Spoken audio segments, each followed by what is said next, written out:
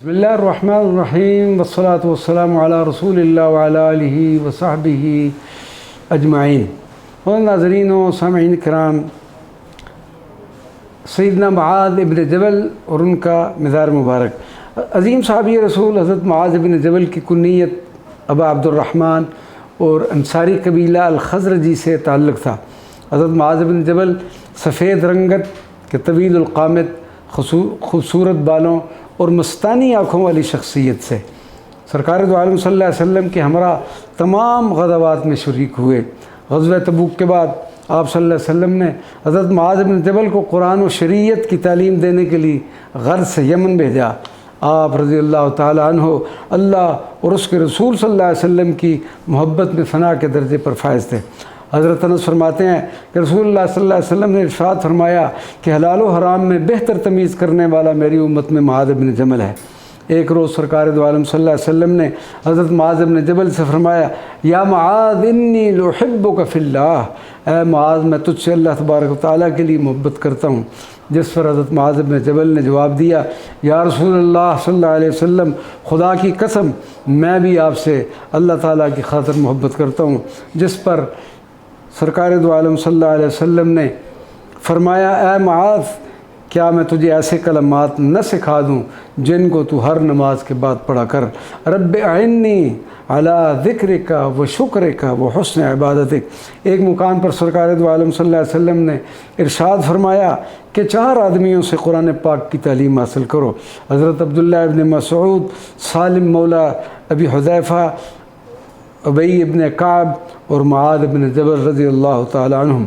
हज़रत मुआज़ इब्न जबल रज़ियल्लाहु ताला अन्हु की खसूसियत व फ़जीलत का अंदाज़ा अमीरुल मोमिनीन हज़रत सैयदना उमर फ़ारूक रज़ियल्लाहु ताला अन्हु के इस इरशाद मुबारक की रोशनी में आसानी से लगाया जा सकता है कि आपने फरमाया, लौला मुआज़ इब्न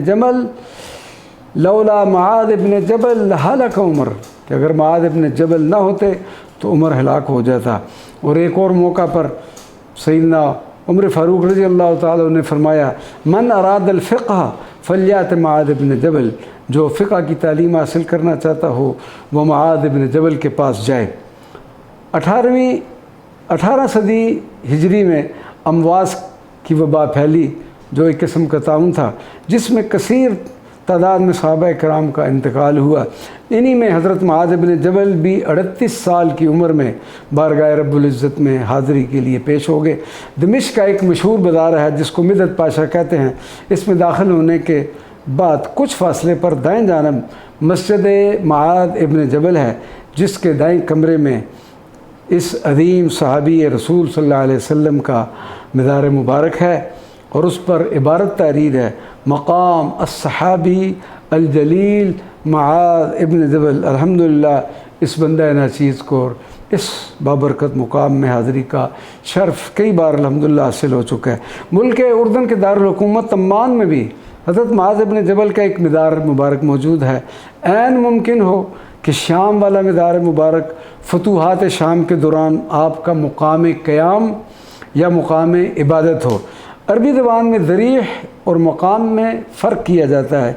दरीह उस मुकाम को कहा जाता है जहाँ किसी नबी, सहाबी या वली को बिलफ़ेल दफन किया गया हो, और मुकाम उसको कहते हैं जहाँ किसी बाबरकत शख्सियत, नबी, सहाबी या वली ने मुख्तसर या तवील क़याम किया हो या उनका मुकाम इबादत रहा हो, जैसे हमारे यहाँ उर्फ़ आम में बैठक कहते हैं।